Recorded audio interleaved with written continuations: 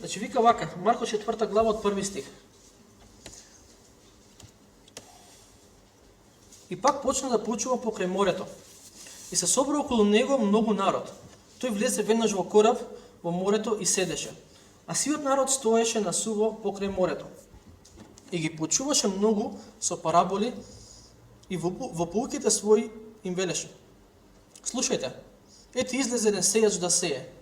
И се случи кога сееше, едни зрна да паднат покрај патот, па долетаа птици небески ги сколваа.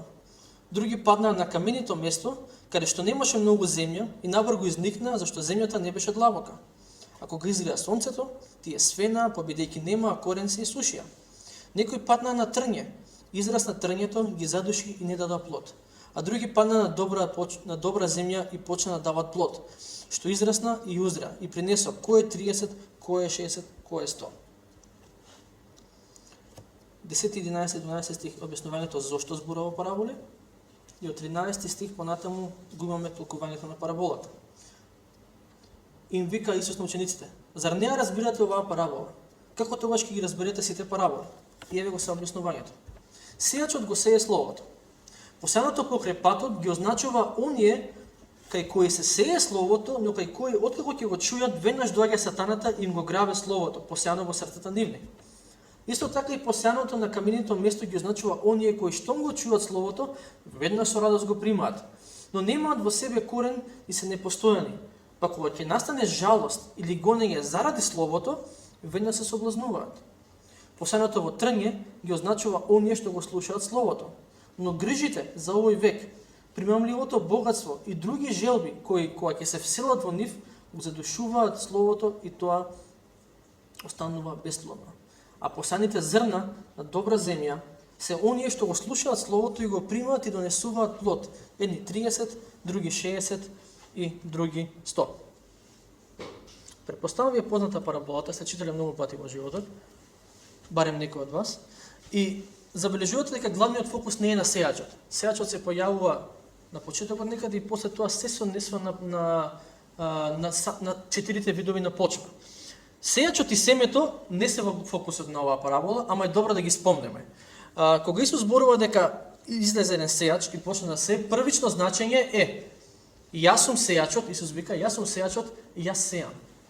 Со тоа што ве поучувам сега, со тоа што ви кажам овие поуки, овие проповеди, јас сејам во вашите срца. И ако ги читате Евангелијата, ќе видите дека има луѓе кои што му вика на Исус: јас ќе те следам каде и додиш. Има луѓе кои што му вика: јас ќе те следам, по Исус кој ќе им кажеше што значи да го следат, вика не, фала, не сум јас за тоа. А има луѓе кои што навистина го следеа. Имаше луѓе кои што го следеа и после некој време се откажа од него. Јуда Искариотски. И на некој начин со тоа што им кажа Исус вика, има 4 видови на луѓе на некој начин. Оние кои што го примаат Евангелијата, кои што примаат ова Божјиот збор, реагираат генерално гледано на 4 начини. Едното е дека му дозволуваат на сатаната да го земе словото, другото е дека многу плитко ја сваќаат пораката, третото е дека може малце длабоко да навлезат, ама не растат високо. Ќе дојде момент да порастат малце повисоко, ги задушуваат грижите и проблемите од овој свет. Вика четвртите се оние кои што даваат плод. Ова не значи дека во една група од 10 луѓе дека 2,5 ќе дадат добар плод, а другите 7,5. Значи не е поентата математика да правиме со овие бројки. Туку поентата е дека имаш таква реакција и таква реакција на Божјиот збор. И секој еден од нас претпоставам дека ќе може да се најде во некој од овие почви. Или барем во одреден период од животот сме како оваа почва, како таа и така натаму. Ама кога Исус вели излезе еден сејач, он мисли јас го сејам словото. Од денешна перспектива, ја верувам дека сејач е секој еден кој што го проповеда словото и секој еден кој што го споделува Божјиот збор со другите луѓе. Што значи дека ти си сејач или можеш да бидеш сејач. Бог ти дал слово и Божјата волја за неговиот народ е да го сееме Божјиот збор. Интересно е што во оваа парабола никој не е изземен. Секој може да се најде или во оваа улога, или во оваа улога. Парадоксалното е што секој од нас може да биде сејач и е почва. Моментално, бидејќи мене ми се падна ред да проповедам, јас имам улогата на сејач. Утре со некој од вас ќе разговарам по телефон, можеби или ќе се видиме лице в лице, и вие ќе бидете сејачот и јас ќе бидам почвата. Че секој еден од нас сигурно е почва, а дали секој од нас ќе биде сејач, тоа не е врзано со проповедничка служба. Тоа е врзано со желбата да го споделам тоа што Бог ме учи да го споделам со другите. Така да, верувам дека не е ова фокусот на проповедта, не е главната поента, ама барем за момент, додека сме веќе кај сејачот, мислам дека треба да размислиме колку добро си ја вршиме нашата улога како сејачи. Бидејќи Бог ни го дал семето, ова е семето, и ни рекол, иди сега сеј. Прашањето е колку добро си ја вршам таа улога. Второ важен момент во оваа парабола, кој што не е главниот момент, ама е важен, е семето. Во Лука 8 глава пишува дека семето е Божиот збор. И Божиот повик за неговиот народ е да го сееме неговиот збор. Кога ќе дојде човеков дека, кога ќе дојде на богослужба или кога ќе се видиме со некој надвор, не е поентата ние секоја реченица да ни биде Бог во секоја реченица. Ама да имаме желба, и ако немаме желба да бараме од Бог на таа желба, да сееме во животот на другите луѓе. Бидејќи тоа семе може да донесе плод. Оно што е важно да го имаме на ум е дека семето не треба да го менуваме. Доволно е тоа семе кое што Бог ни го даде. Ова е доволно за да ги промени животите на луѓето. Нема потреба јас да додавам нешто ново, некои мои мисли, некои мои идеи, некои мои сваќања, за да им биде поинтересно на луѓето. Ова, иако е стара книга, ама е релевантна за денес. Знаете, кога веќе зборуваме за семиња, денеска имате нешто се нарекува ГМО семе. Така, генетски модифициран организам. Кај што се земаат одредени карактеристики и се прави семето да биде, да дава повеќе плод и така натаму, да дава вакви плодови, такви плодови, поубави бои да имат и така натаму. Нас не ни треба генетски модифицирано евангелие, кој што ќе биде модифицирано согласно желбите на културата, согласно моите желби, согласно моите сваќања и моите разбирања. Нас ни треба да го земеме семето такво какво што е и да го фрламе.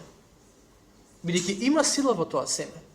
Не треба да го заборавиме тоа. Има сила во семето кое што Бог ни го дал. Нема потреба да го менуваме, да го модифицираме евангелието, наше е само да го фрлиме, да го споделиме тако какво што е. Главниот фокус не е на сејачот или на семето, туку е на слушањето. Како го примаме тоа што Бог ни го дава како благослов преку проповед, преку читање на Божјиот збор, преку читање на книги, преку разговори со другите луѓе. Бидејќи има луѓе кои што многу слушаат, ама никако да се променат.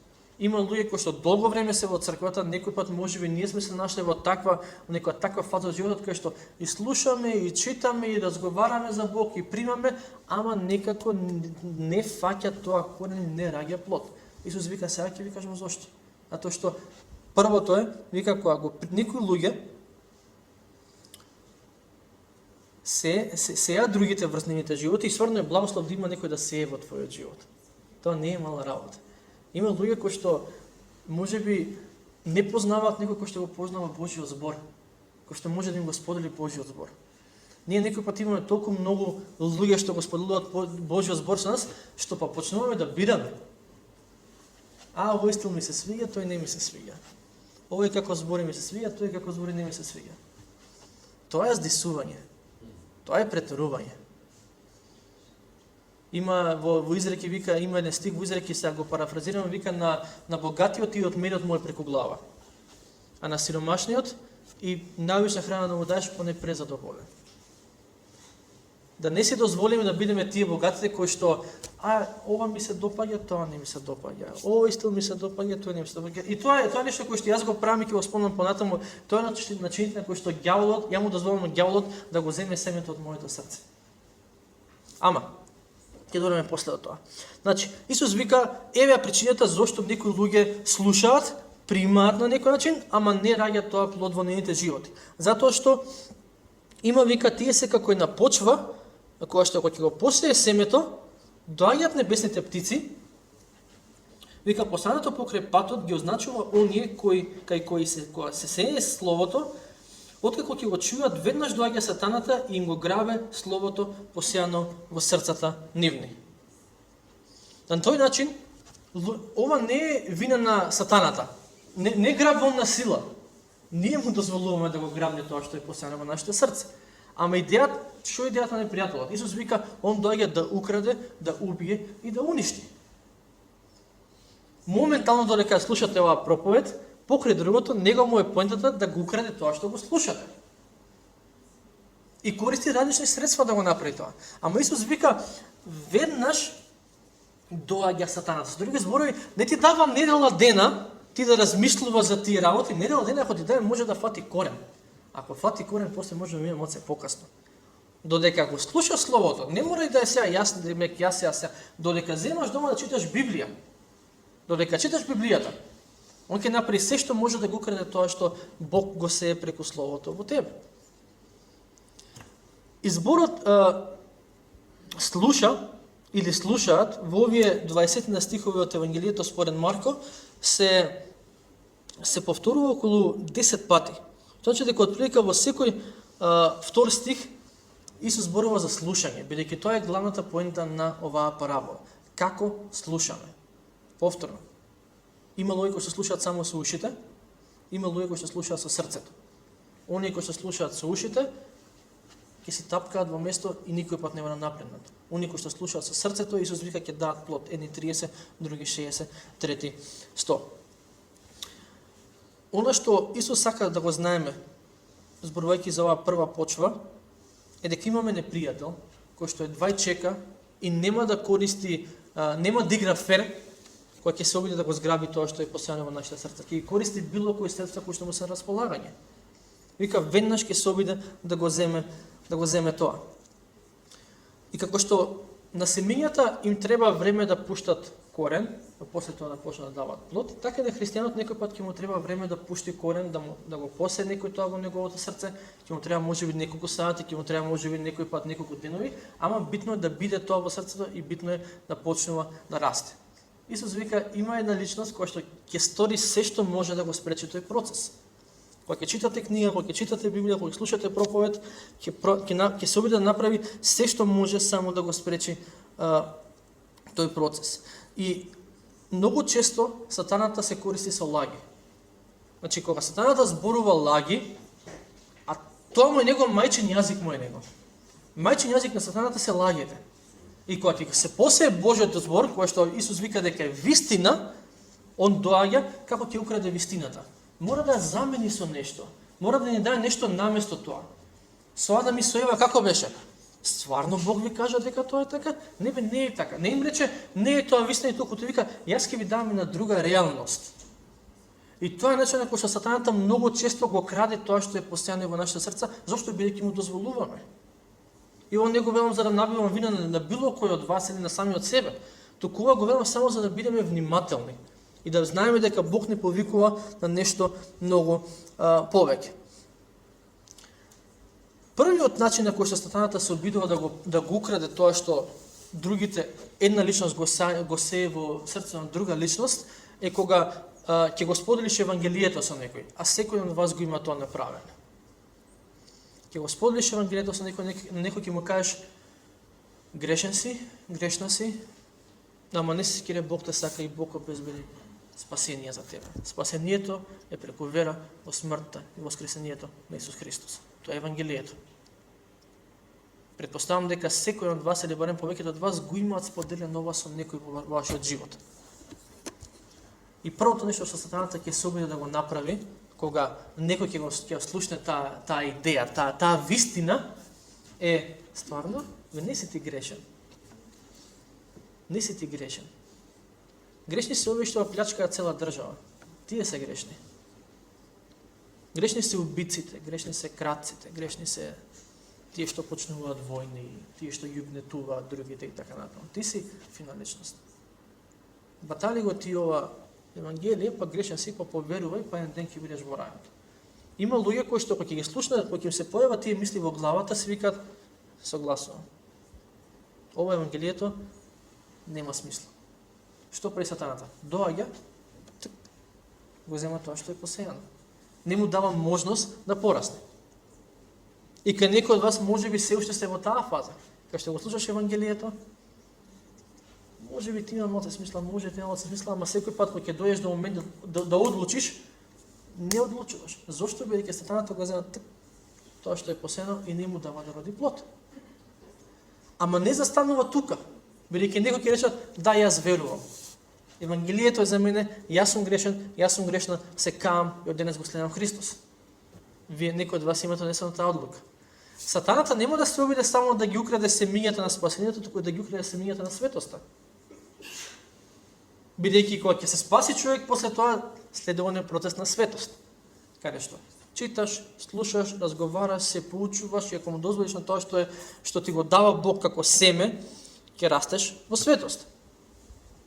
Ќе дојдеш во црква и ќе слушаш проповед, сега зборам на памет. Ќе слушаш проповед за давање финансии. И знаеме дека сите овие работи кои се запишани во Светото писмо, добри ако ги пазиме, ќе би ни бидат добри и ќе растеме во светост. Доаѓаш во црква или разговараш со некој човек, не мора да бидеш доаѓа во црква. Разговараш со некој човек на тема давање финансии. Помагање на другите, давање финансии во црквата. И кога ќе разговараш на таа тема, дали ќе биде преку разговор или ќе биде преку проповед, некој сее во твоето срце. И кога ќе сее во твоето срце некој такви семиња, сатаната доаѓа и почнува да се контра. И така го краде тоа што е посејано. Сега, какво давање не сте у добра финансиска состојба? Остај ти давање, остај ти помагање на тие што имаат потреба, ти доволно си дал во животот. Колку си дала ти во животот, сега ти ли ќе даш? Нека даваат другите. И некој пат може некој да се убеди во таа идеја. Немојте ми кажете дека не сте били во искушение некој пат да го задржите тоа, да речете, ај за 2-3 месеци ќе почнам да давам. Зошто тоа што го имам моментално, очено ми е потребно за да изгорам до крајот на месецот. И сега тука сатаната доаѓа и сака да го украде тоа семе. Ќе дојдеш во црква, ќе слушаш проповед на тема простување. Дека Божјата волја е како што Бог нас ни простил, така и ние да им простиме на оние кои што не повредиле. И додека некој зборува за простување, сатаната доаѓа во твоето срце и ти вика, тоа е поентата дека заменува вистината со лагата. Ама колку те повредија тебе? Ова твоево тешко се простува. Длабоко те пресекува, значи многу е длабока оваа рана. Не знам баш дали ќе има сила да простиш. И некој може да рече, стварно немам сила да простам, не чувствувам дека сум простил. И ако ја купиш таа лага на сатаната, ти веќе си му рекол, ти го семето, земи си го, слободно, твое. Ќе го земе и тоа е тоа. Некој пат, грабнувањето на семето, ова се однесува особено на тие кои што се може и подолго време од црквата, е со идејата, ова не е за тебе, ти го знаеш ова. Доаѓаш на богослужба и слушаш некој пат, ќе видиш проповед, ова ми се случило мене, на Јован 3:16. По евангелизаторски стих, здрави од него. И си викаш, деве Јован 3:16, 3 по сабаје да ме разбудиш, вака со затворен чек, ќе го цитирам и ќе продолжам да спијам. Го знам ова. Ама зошто си дозволуваме прашањето, и тоа верувам дека е лага на сатаната, зошто си дозволуваме Библијата ни биде толку позната што нема да ни биде интересна? Некој пат ѓаволот го прави тоа во нашата срце. Ти го знаеш ова. Ова или ова не е за тебе. Ова е за тој што седи до тебе. Или ова е за тој од другата страна на црквата, таму на другата клупа што седи, он треба да го слушне. Не викам дека не треба некој пат така да размислуваме, ама секој пат да бидеме отворени што е ова за мене, пред да можам да кажам што е ова или што би значило ова за некој друг. И друг начин на кој што тоа што го спомнав претходно, кој што сатаната некој пат го зема семето од нашите срца, е кога ќе се фокусираме премногу на сејачот, а не на семето. Како што кажав претходно, ова за мене било пречка некој пат кога сум слушал проповед. Ако проповедникот, ова ќе звучи многу површно што ќе го кажам, но ќе го кажам така како што е. Ако проповедникот не ми е интересен или ми е монотон, јас знам да се исклучам со мислите. Не цела проповед. Може би ќе трае 5, 7, 8 минути.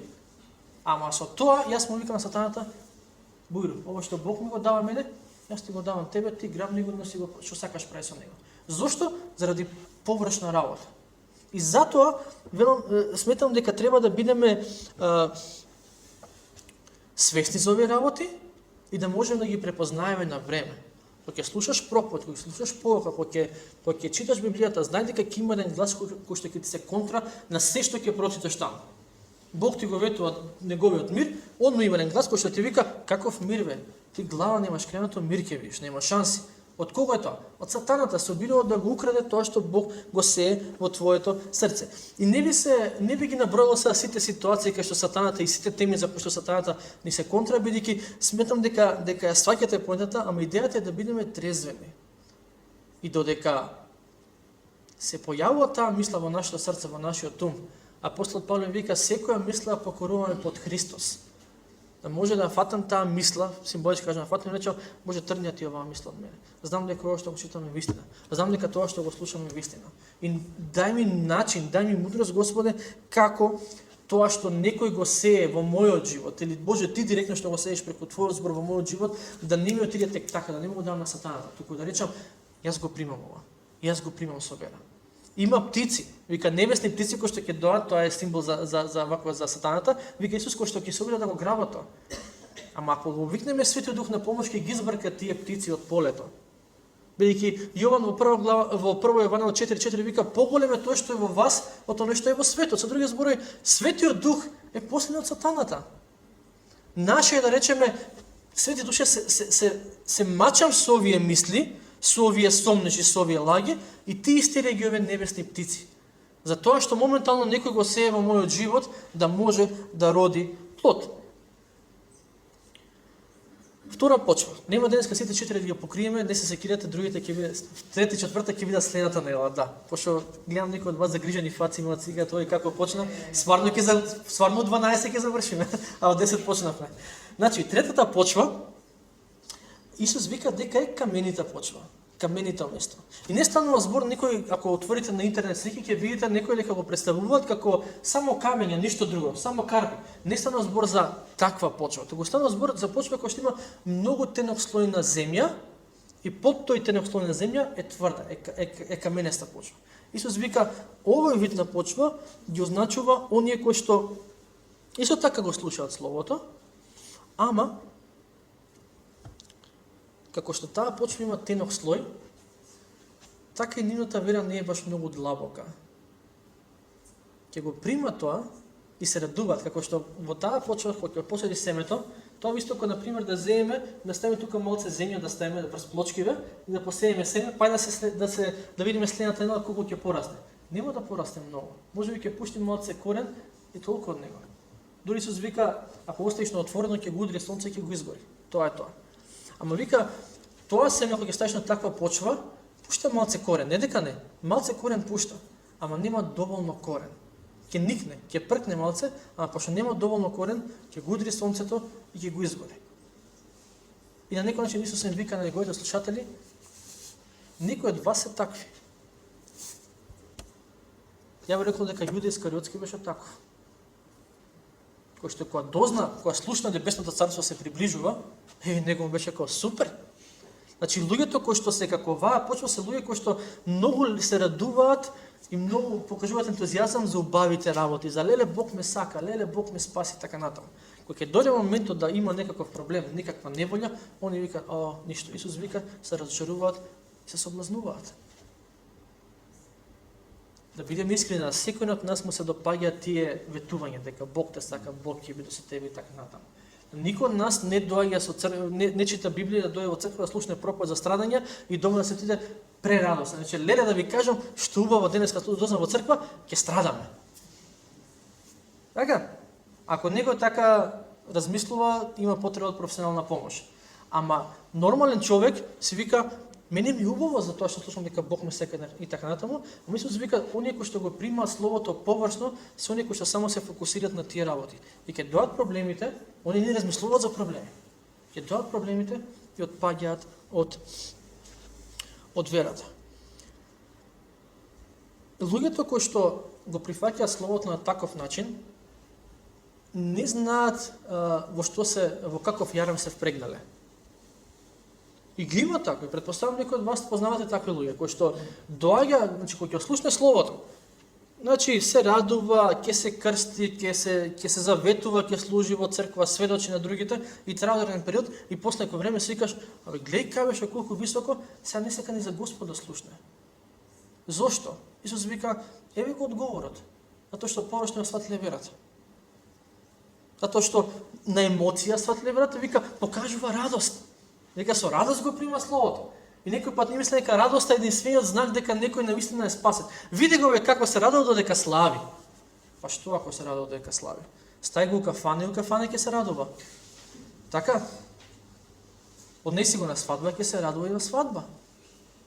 Не викам дека радоста не е важна, таман работа. Евангелието произведува радост. Ја земе да читате во Галатјаните 5 глава, плодот на духот, покрај другото е радост. Ама не е само радост.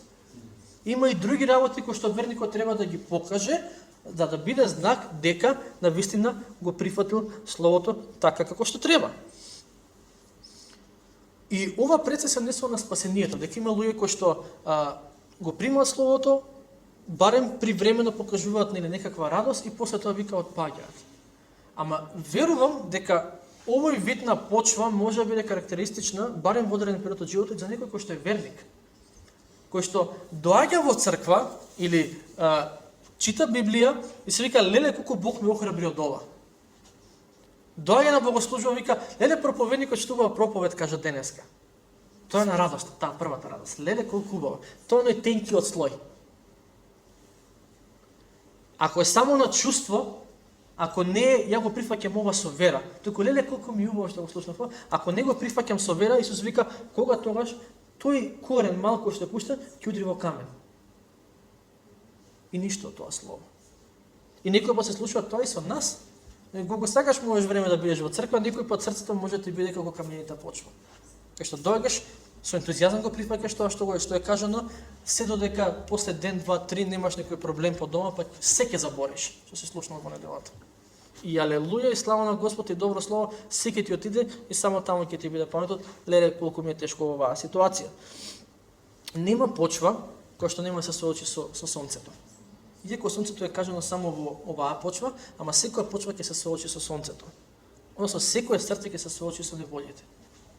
И на некој начин како што огнот некој пат го прочистува златото, така и сонцето го прочистува срцето или покажува во каква состојба е, дали е како оваа почва или како некоја друга. И ако моментално некој од вас се наоѓа, можеби нема да биде се, можеби ќе е во некој следен период. Ако се наоѓате во ситуација каде што читате Библија, читате книги, доаѓате во црква, слушате проповеди и ви предизвикуваат радост, ама таа радост е краткотрајна и после тоа нема никаков плод и нема никаква промена во животот, мислам дека е време за преиспитување. Повторно, овие работи кои што ги кажам, и во однос на тоа како сатаната го грабе словото од нашите срца, и во однос на каменицата почва, немојте да ги сваќате како нешто дека ние сега треба да се само осудуваме за тоа. Појдете е преиспитување и промена. За се што се збори во црквата, преиспитување и промена. Ако ова е за мене, дај како да го сменам и да тргнам на правиот пат.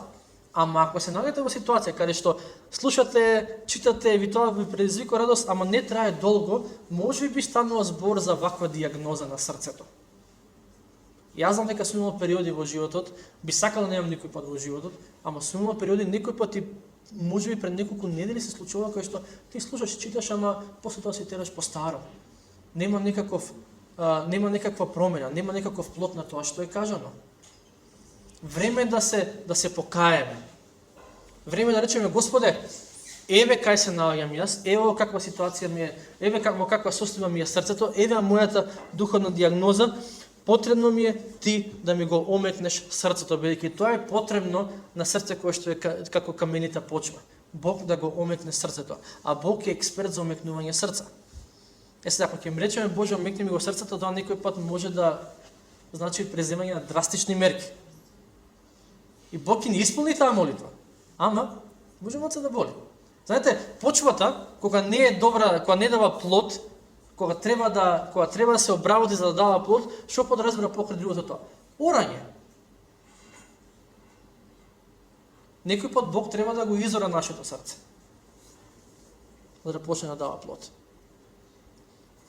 И тоа што е клучна важност да го имаме во однос на овие работи е дека како и со почвата со птиците од кои што птиците го земаат семето и оваа камената почва е дека овие дијагнози на срцето не се конечни. Исус не вика има вакви луѓе, такви луѓе и такви ќе си останат. Он вика еве каква е првичната дијагноза на тие 4 групи на луѓе. Ако побараме од Бог помош, верувам дека Бог ќе ни помогне во однос на тоа. Верувам дека Бог може да промени таа почва, каква и да е. Ако проблем се птиците, ќе ги забрка птиците небесни. Небесни ги викаат не дека од небото доаѓаат, баш од туку дека летаат на небото. Ако проблем во нашето срце е каменитото тло, Бог ќе го изора. Бог ќе го исчисти. Ако проблем е тоа за кој што го замислуваме следната недела, дека има трње на неа, Бог ќе земе како добар градинар, ќе го тргне тоа и ќе му дозволи на семето да расте. Ама за тоа е потребна ни е потребна Божјата помош и е потребно да бараме од Бог, Боже, ти почни процес на обработување на почвата, на обработување на моето срце. Еве каде се наоѓа, еве каде сакам да биде. И голема е привилегијата да имаме некој во животот што ќе сее во нашите срца. Некој пат Бог сее преку читањето, некој пат преку разговор, преку проповед, преку книги, некој пат преку песна ќе пееш и Бог ќе сее во твоето срце. Ама со секоја привилегија доаѓа одговорност. Одговорност е како го примаме тоа што другите го сеат во нас. И свесен сум дека и првата и втората почва се реални дијагнози за некој од нас или ќе бидат за реални дијагнози за некој од нас. Свесен сум дека не можеме сами да го промениме. Не е поинтата сега на оваа проповед да отидеме дома и да се чувствуваме виновни само зошто сме такви како што сме, зошто му дозволуваме на сатаната да го земе семето. Или зошто некој пат сме како каменита почва. Се радуваме, не трае ден, два и после тоа се забораваме. Поинтата е да се приспитаме и поинтата е да сватиме дека оваа парабола не е само дијагноза, оваа парабола и повик. Бог вика, јас верувам дека повикот на Бог е има некој од вас кој што се како првата, втората или третата почва. Мојата волја за вашиот живот е бидете како четвртата. И ако ми дозволите, ќе бидете како четвртата почва. Ама суштината на сето ова е како слушаме. Како слушаме. Сам јас не можам да го променам моето срце. Склоноста на мојата грешна природа која што имам, секој верник има стара природа, има нова природа во Христос, ама таа грешна природа секој пат влече да му ги дае сите семења на сатаната, земе колку сакаш. Склоноста на старата грешна природа е радост, ден, два, три и после тоа да паднам. Ама побараме од Светиот Дух, да почне да работи во нашите срца. Јас верувам дека ќе почне да ги брка птиците, кои што сакаат да го земат семето. Јас верувам дека ќе почне да ја ора почвата, на кој што е потребноорање и да ја чисти од камењата, да ја чисти од тоа тврдо тло. Наше е да побараме помош, негово е да помогне. Бог рекол, повикај ме во ден на неволја и што ќе направам јас? Јас ќе одговорам.